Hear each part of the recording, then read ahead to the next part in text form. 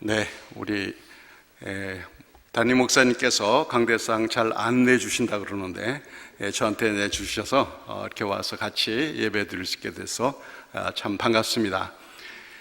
저는 45년 전에 가족 이민으로 미국에 갔습니다. 그때가 만 18살이에요. 그러니까 지금 몇 살 됐는지 딱 나오죠, 계산이? 그래도 제가 한국 교회에서 한 27년 목회를 했기 때문에 한국어 구사하는 데는 별 문제가 없을 겁니다. 그러니까 알아들으신 데는 문제가 없을 테니까 같이 은혜를 나누면 좋겠고요. 또 제가 처음 목회 시작할 때 대학부 담당 목사를 했습니다. 그래서 이렇게 젊은이들과 같이 예배 드리는 것 대단히 좋아하고요. 오늘 이렇게 말씀 함께 나누게 돼서 참 감사합니다. 해외 한인 장로회 하면 도대체 거기가 뭔가 그런 생각이 있을 거예요. 보통 성도들은 자기 교회가 어느 교단 소속인지 잘 생각 안 하고 다닙니다. 그런데 어쨌든 우리 해외 한인 장로회는 해외에 있는 장로 교회들의 모임인데 우리 동성교회가 속해 있는 대한예수교 장로회 통합측과 신학적으로 같은 라인입니다. 그리고 전 세계에 저희 소속 교회가 흩어져 있습니다.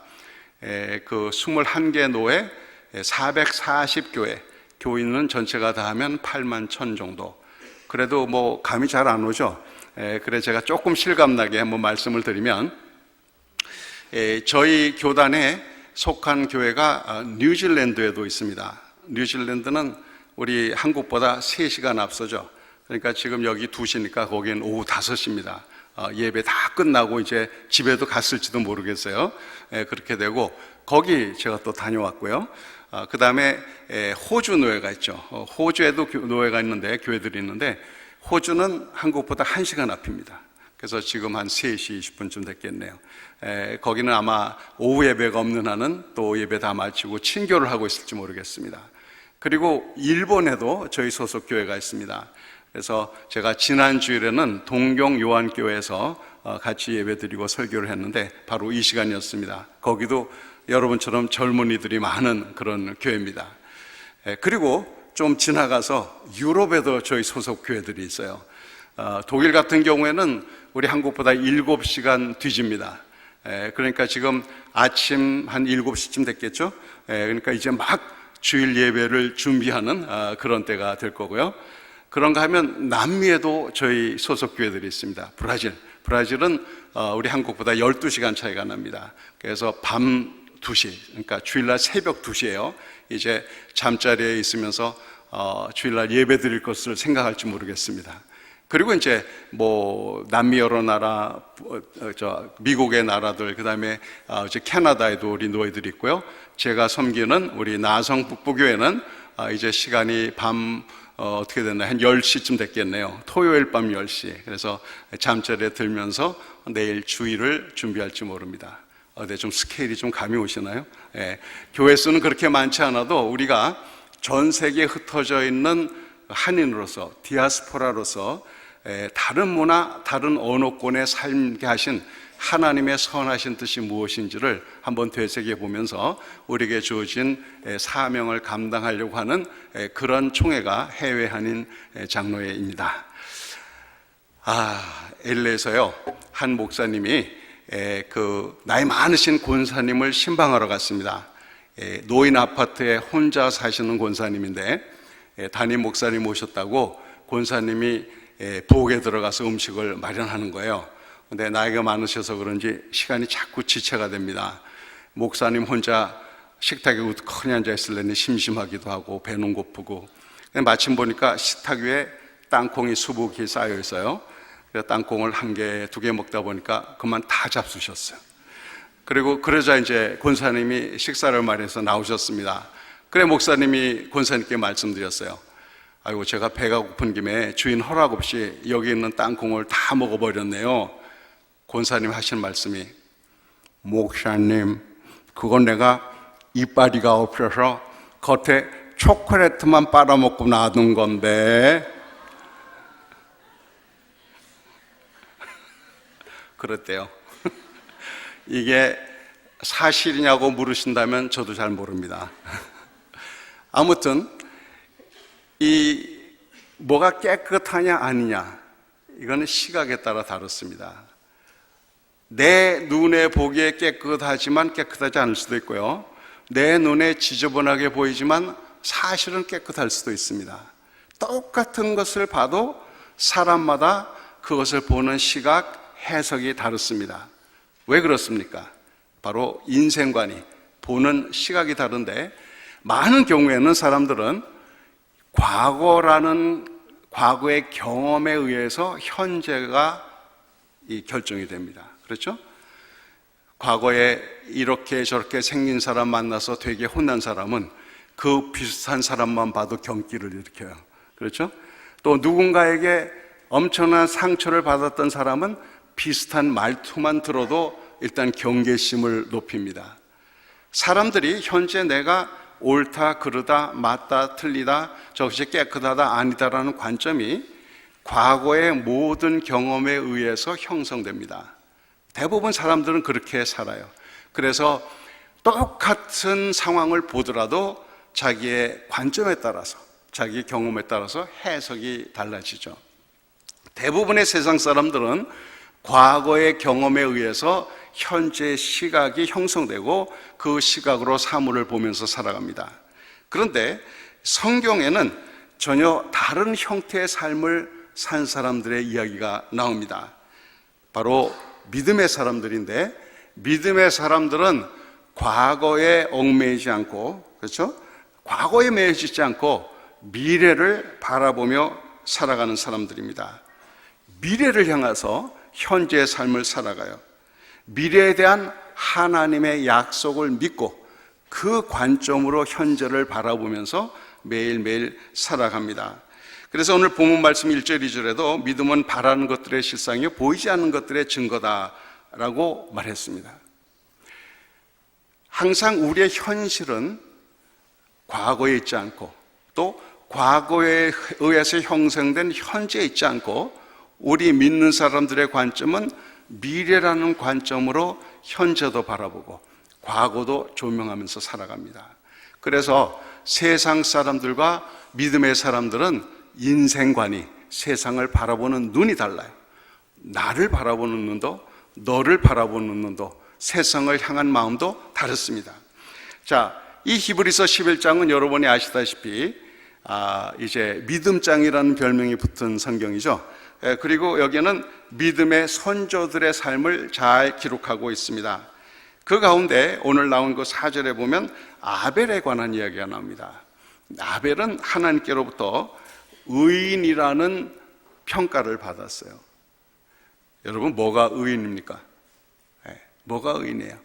모든 면에서 완전 무결해야 의인입니까? 완전 무결한 사람이 어디 있어요?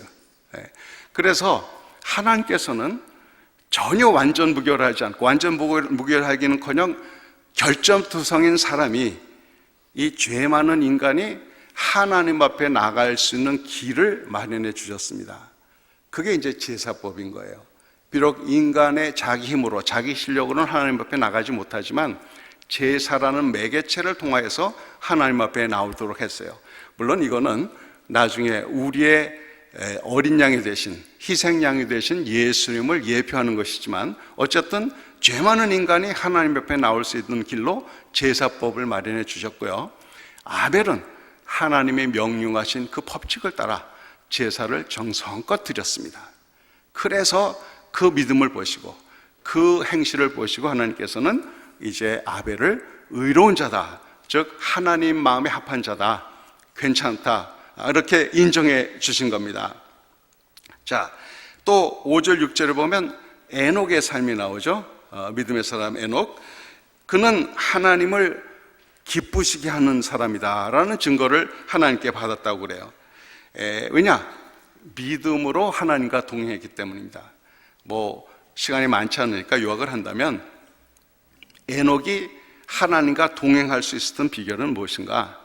여기 그 히브리서 11장 6절에 보면 뭐라고 말해요? 믿음이 없이는 하나님을 기쁘시게 못하나니 하나님께 나가는 자는 반드시 그가 계신 곳과 또한 그가 자기를 찾는 자들에게 뭐예요? 상 주시는 이심을 믿어야 할지니라. 하나님이 계신가 보다, 그걸로 안 된다는 거예요.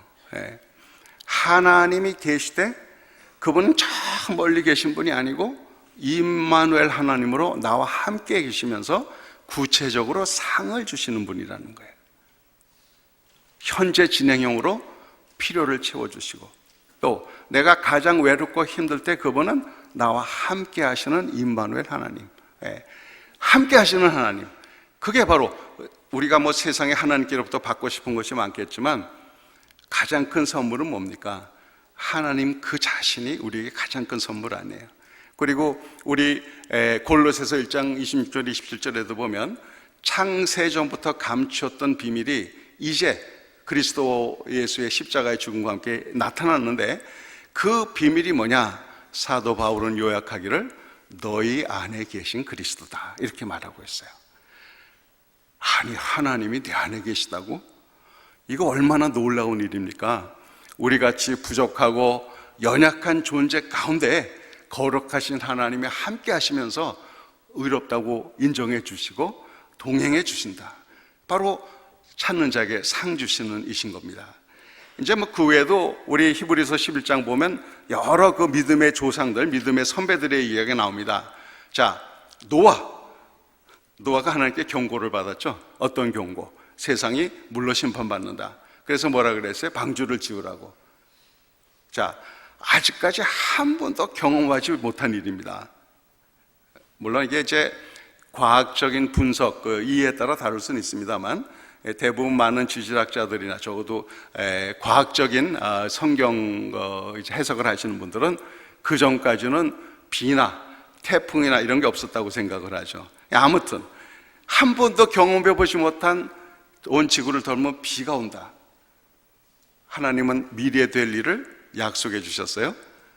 노아는 믿었습니다. 그래서 몇 년 동안 방주를 지었어요? 무려 120년 동안. 와, 명 짧은 사람은 벌써 죽었겠다. 그렇습니다.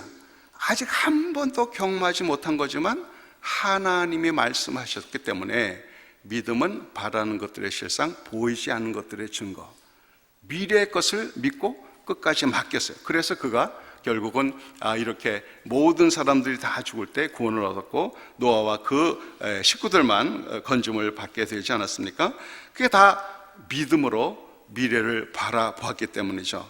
그리고 이제 8절부터는 아브라함 행적이 나옵니다. 믿음의 조상 아브라함. 아브라함도 현재의 삶에 만족할 수 있었지만, 과거부터 알아오던 현재 삶이 다 편안했지만 하나님의 약속이 뭐예요? 나가라는 거예요. 얼로 하나님께서 인도하시는 대로, 지명하는 대로 가라는 거예요. 아직 모르는 미래지만 주님이 함께 하시고 내 자녀를 하늘의 별보다 많이 바다의 모래보다 많게 해주리라는 그 약속, 미래의 약속을 믿고 아브라함은 나갔던 겁니다. 사실 우리 기독교 신앙은 미래를 바라보고 가는 사람들의 신앙입니다. 그렇죠? 아직 경험해보지 못한, 사실 우리 완전함에 대한 걸 다 모르잖아요. 뭐가 정말 완전함인지. 그러나 하나님의 약속은 우리가 우리 속에 착한 일을 시작하신 그이가 그리스도 날까지 이루시는데, 다음 하나님 앞에 서게 될 때는 흠도 점도 없는 가장 완벽한 모습으로 서게 될 것이다. 믿습니까? 안 봤잖아요, 그거. 여러분 천국 보신 분 계세요? 간혹 가다가 무슨 환상이나 꿈 가운데 천국을 봤다는 분들이 나오긴 하지만 저도 천국 못 봤습니다. 그래도 전 천국에 있다는 걸 믿어요. 왜? 미래에서 오신, 영원에서 오신 주님이 우리 가운데 계시면서 말씀해 주셨고 기록된 말씀으로 남기셨으니까 아직 가보지 못한 그것을 믿음으로 바라보며 믿으며 나가게 되는 거죠. 우리 예수 믿는 사람들은 그렇게 미래를 향해서 살아가는 사람들입니다. 그런데도 불행히도 많은 사람이 여전히 과거에 얽매여 살아가고 있습니다. 심지어는 예수 믿고 난 후에도 그래요. 왜냐하면 우리 안에 각인된 많은 것들이 무의식의 세계에 있기 때문에 그렇습니다. 자, 내가 최초의 기억, 내가 떠올릴 수 있는 최초의 기억을 떠올리면 뭔가 모르게 흐뭇하게 미소가 져지고 행복하다 하면 굉장히 좋은 환경에서 자란 사람입니다. 그러나 최초의 기억을 떠올리면 뭔가 두렵고, 그렇죠? 뭔가 어둡고, 그렇다 그러면 참 힘든 세월을 보낸 거예요. 그런데 제가 목회를 하면서 수많은 사람을 만나봤는데요, 만사가 다 좋은 환경에서 자란 사람은 없습니다. 비교적 환경이 좋아도 부모가 무심코 던진 한마디가 깊은 상처가 된 경우가 많아요. 야, 네 언니는 공부를 잘하는데 너 왜 그 모양이야? 너는 잘생겼는데 너는 그래. 너는 이런 예능이 있는데 왜 넌 못해? 도대체 넌 누굴 닮았어? 누굴 닮았겠어요? 부모님 닮았지. 그래도 그렇게 윽박 지르는 거예요. 특히 저는 이 한국의 문화, 특히 젊은이들의 삶을 보면 참 안타까운 생각이 많이 드는 사람입니다. 아니, 애들을 그냥 유치원 전에서부터 잡는데 학원에 뺑뺑이를 돌리고, 이거 참 그렇거든요. 사실 요즘은 미국도 좀 그렇게 따라갑니다만, 제가 미국 가서 고등학교 2학년, 3학년 다시 다니고 그랬는데 학원이라는 게 없었어요. 그냥 애들은 신나게 놀면 됩니다. 선생님이 내준 숙제 정도 해가면 돼요. 공부도 어렵지 않았습니다. 근데 요즘의 젊은이들은 너무너무 힘들게 살아가요. 또 왜 그럽니까? 경쟁 때문에. 경쟁에 낙오되면 안 되니까. 그런데 부모들이 그것 때문에 자녀들을 그냥 열심히 뒷바라지 한다고는 하는데, 이게 독립적인 존재로 키우지를 못하고 일종의 사육을 시키는 겁니다. 모든 걸 다 해줘요. 그러면 많은 젊은이들이 부모에 대한 반감을 갖고 있으면서도 자기도 알지 못하는 새에 길들여져요. 그래서 성인이 돼서도 여전히 각인된 건 뭔가 하면, 나는 공부 남처럼 못하니까 별 쓸데없는 사람이다. 부모한테 별로 자랑거리가 못 된다. 나는 별로 가치가 없는 사람이다. 이런 잘못된 개념에, 자아에 대한 잘못 형성된 것으로 인해서 아파하는 사람이 얼마나 많은지 몰라요. 하여튼 한국 사회는 보면요, 성인이 되고 시집 장가를 가도 엄마가 탯줄을 못 끊는 사람이 너무도 많아. 여전히 원격 조종하고 심지어는 신혼여행 가서도 코치를 받아야 되는 그런 장면이 돼버리니, 여러분, 전에 미생이라는 그 드라마가 있었죠. 저기 그 마지막 회의 장면이 저는 아주 실소를 금치 못하고 봤는데요. 이제 하여튼 스토리 다 아시니까 맨 마지막에 또 새로 신입사원이 들어왔어요. 한국에서는 신입사원 들어오면 허드레일부터 시키잖아요. 그래서 복사하는 일을 시켰는데 잘 못합니다. 기계를 다룰 줄 몰라요. 그래서 신입사원이 한 일이 뭔 줄 아세요? 엄마한테 전화를 해. 집에 있는 엄마한테.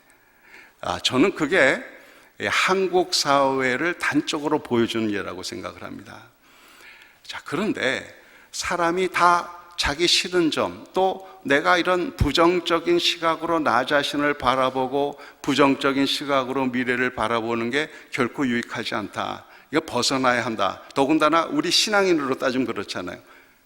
누구든지 그리스도 안에 있으면 새로운 피조물이라. 이전 것은 지나갔으니 보라, 새 것이 되었도다. 우리 새로운 피조물이에요. 그러니까 내가 좋아하지 않은 부분에서 벗어나기를 원해요. 그러면서도 벗어나지 못하는 이유가 뭐냐? 과거의 얽매이기 때문에 그렇습니다. 제가요, 몇 년 전에 태국, 타일랜드에 이제 방문한 적이 있었는데, 갔다가 코끼리 쇼를 한번 봤습니다. 여러분 혹시 태국 가서 코끼리 쇼 보셨어요? 희한합니다. 코끼리들이 축구도 해요. 두 팀으로 나눠서 한 코끼리가 앞발로 빵 축구공 차면 상대편 코끼리는 골대 앞에 서가지고 막습니다. 그것도 하고요. 그 다음에 농구도 해요. 농구도. 이게 코로 농구공 잡아서 탁 던지는데 꽤나 잘 들어갑니다. 10개 던지면 6, 7개 들어가요. 근데 안 들어가고 튀어나온다. 코끼리가 삥 하고 쫓아갑니다. 쫓아가서 그 공을, 농구공을 코로 탁 잡아가지고 덩크샷돼요. 이렇게. 희한하대요. 그리고 사람들 나란히 눕혀놓고 그 위에 코끼리를 지나가게 하면 밟을 듯 살살 지나가잖아요. 그러다가 맨 마지막에 가서는 맨 마지막 사람 왁 밟을 듯이 그러면 사람들이 그러죠. 그런데 그게 다 쇼예요. 그러고도 안전하게 지나갑니다. 그럼 이 등치 큰 코끼리를 도대체 어떻게 훈련시켰느냐? 비결이 있답니다. 아주 어릴 때, 힘이 약할 때 막 돌아다니는 코끼리를 말뚝에다 밧줄로 묶어 놓는다는 거예요. 그러면 묶여있을 거 좋아할 코끼리 없죠. 벗어나려고 발버둥을 칩니다.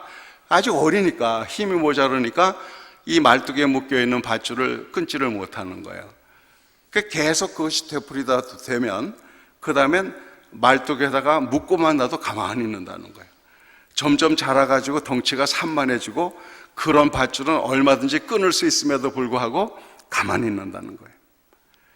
많은 사람들이, 심지어는 많은 크리스찬들이 그렇게 살아갑니다.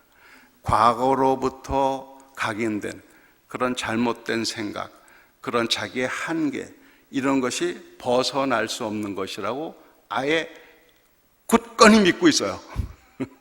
그러니까 거기서 벗어나지를 못하는 거예요. 우리 주님은 세상에서 가장 귀한 존재라고 여기시고 거룩하신 주님이 우리 안에 거하심에도 불구하고 나는 지금까지 경험한 모든 경험, 기억에 의해서 별 볼 일 없는 사람이라고, 경쟁에 밀린 사람이라고 자기 스스로를 비하하고 살아갈 때가 얼마나 많은지 모릅니다. 이거 참 너무너무 안타까운 일인 거예요. 그래서 우리 예수 믿는 사람들은 더 이상 과거를 기억하며 사는 사람들이 아니라 미래를 기억하며 사는 사람이라야 됩니다.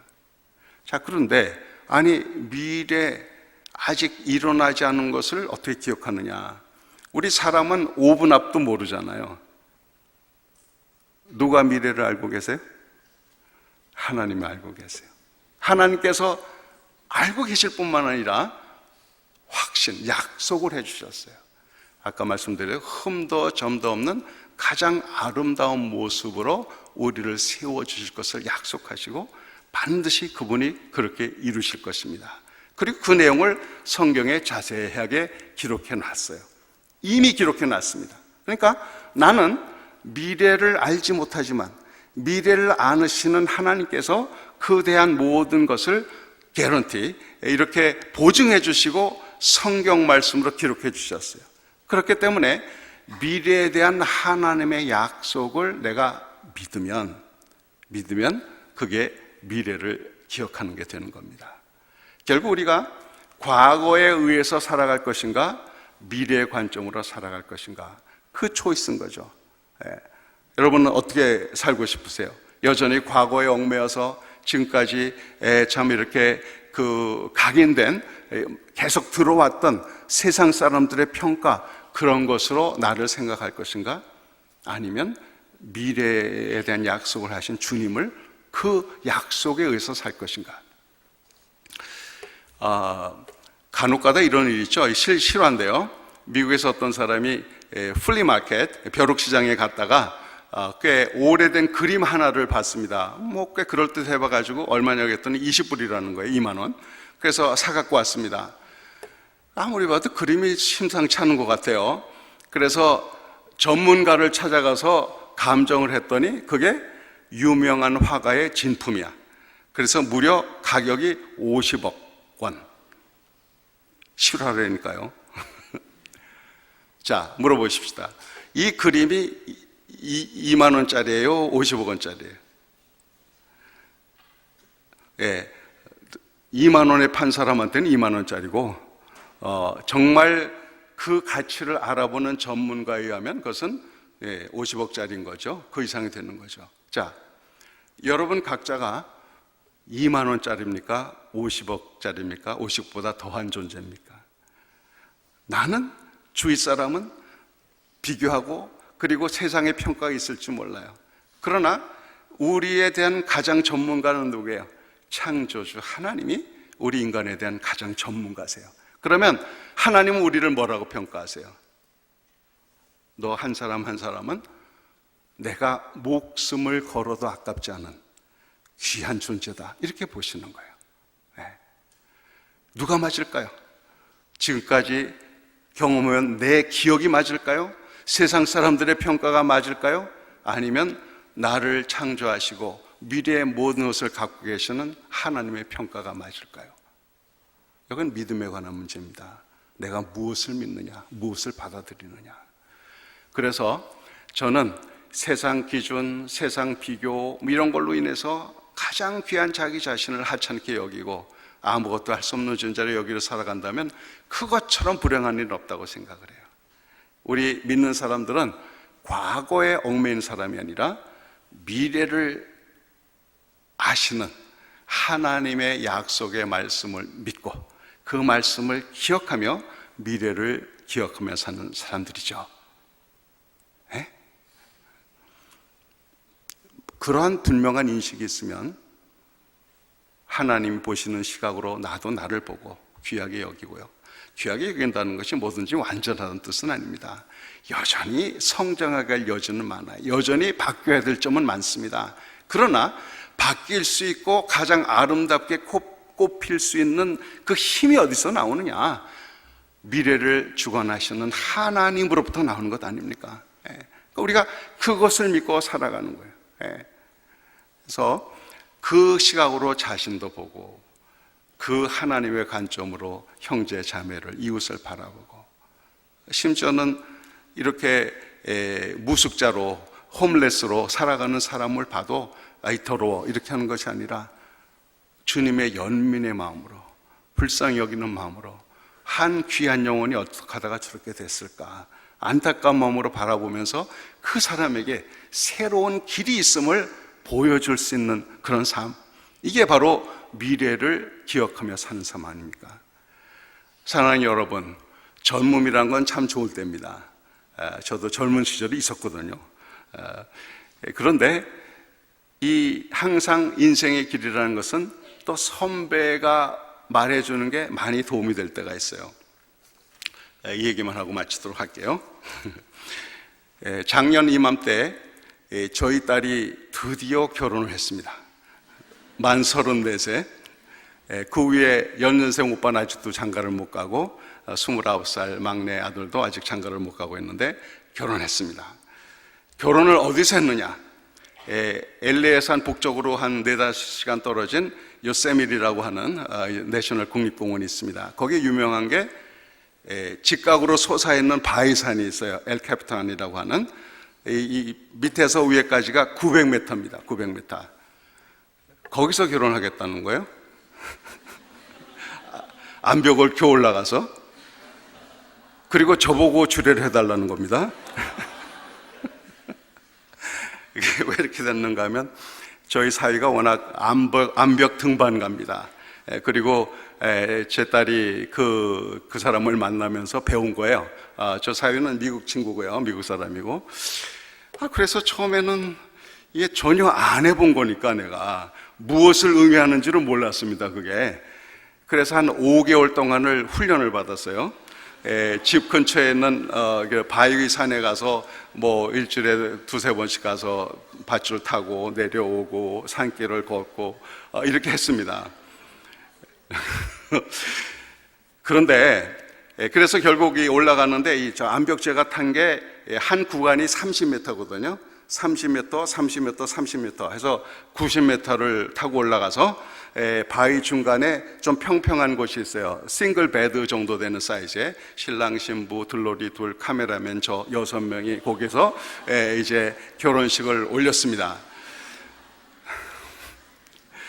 올렸는데 그 사실은 암벽 타는 거는 꽤 훈련을 해서 그리고 이 장비들이 굉장히 안전하게 잘 디자인됐다는 걸 제가 알기 때문에 그 자체는 두렵지 않았는데 제일 힘든 게 뭐였는가 하면 산길을 걸어 올라가는 길이었어요. 가파른 산길을 1시간 반을 걸어 올라가는데요. 그거 정말 힘들더라고요. 그래서 가다 아이고 이제 도저히 못 가겠다 이러고 있었더니 이제 저희 사위가 힘드냐고 힘들다 했더니 좀 앉으래요. 그러더니 갖고 오라고 한 사과, 바나나 한두 개씩 먹고 있었더니 힘이 좀 더 나대요. 그래서 또 다시 일어나서 걷고 아이고 이제 더 못 가겠다 할 정도가 되니까 이제 또 앉아서 쉬라고 그러고 좀 물 먹고 쉬니까 얼마쯤 왔냐 하겠더니 한 3분의 2쯤 걸어갈 때를 3분의 2쯤 왔대요. 그러니까 이제 갈 수 있겠다. 그래서 무사히 산길을 걸어 올라가서 바위 90m 타고 다시 내려와서 걸어 내려 총 8시간이 걸렸습니다. 굉장하죠? 참 딸이 뭔지. 그런데 제가 말씀드리려고 한 것은 이 걸어 올라갈 때 제가 처음 해보는 거니까 감이 안 잡히잖아요. 너무 힘들어서 주저앉고 싶을 때 이미 그 길을 다녀온 우리 사위가 잠깐 쉬세요. 그러면 힘이 납니다. 뭐 드세요. 일일이 인도를 해주니까 따라갔단 말이에요. 인생에 내가 가보지 않은 것도 이미 그 모든 과정을 겪고 모든 과거와 현재와 미래를 아시는 주님이 함께 하시면 이때 어떻게 해야 내가 미래를 향하여서 힘차게 나갈 수 있는지 그분이 다 아시는 거예요. 그래서 우리가 과거에 얽매이는 것이 아니라 바로 주님의 약속을 믿고 주님을 가까이 하면 그분은 내 힘, 내 능력으로는 도저히 극복할 수 없는 과거의 상처도 아픔도 이런 좌절감도 그분의 능력이 우리를 새롭게 만드시고 세상을 이길 힘을 주시고 나만 극복하는 것이 아니라 여전히 극복해야 할 많은 것을 가진 사람들에게 너도 우리 주님을 믿으면 이렇게 될 수 있어. 이 생명의 전달자로서 복음의 전달자로 살아가는 거죠. 이게 바로 미래를 기억하며 사는 삶입니다. 사랑하는 여러분, 저와 여러분이 그냥 아무 이유 없이 세상에 존재하는 게 아니에요.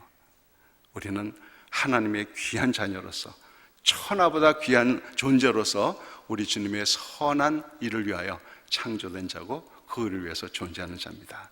저와 여러분이 미래를 기억하며 살아서 아름다운 모습으로 매일매일 변화될 수 있기를 바랍니다. 제가 언제 여러분을 또 만나게 될지 몰라요. 그러나 저는 분명히 아는 게 있습니다.